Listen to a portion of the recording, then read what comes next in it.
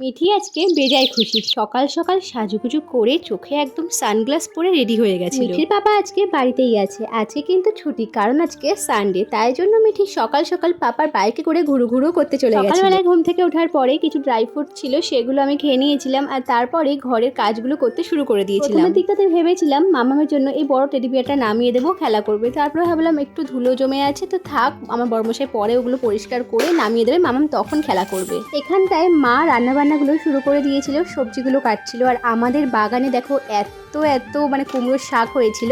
তো এই কুমড়োর শাক আমি কিন্তু কেটে নিয়ে এসেছিলাম। তারপরে মা কিন্তু রান্নার আয়োজনটা শুরু করে দিয়েছিল। আর আজকে কিন্তু বাড়িতে বদ্দি, ছদ্দি, তারপরে গুড়িয়া, শুভ, টুই সকলে আসবে। কারণ হলো আজকে কিন্তু ভোলে বাবা। তো যাই হোক, মিঠি এখানটায় ঘুমিয়ে পড়েছিল, আবার ঘুম থেকে উঠেও গেছিলো। তোমরা চাইলে এই ব্লগটা আমার চ্যানেলে পুরোটাই দেখতে পারো। তো চলো, আজকের মতো মিনি ব্লগটা আমি এখানটায় এন্ড করলাম। পার্ট 2টা খুব তাড়াতাড়ি আসছে।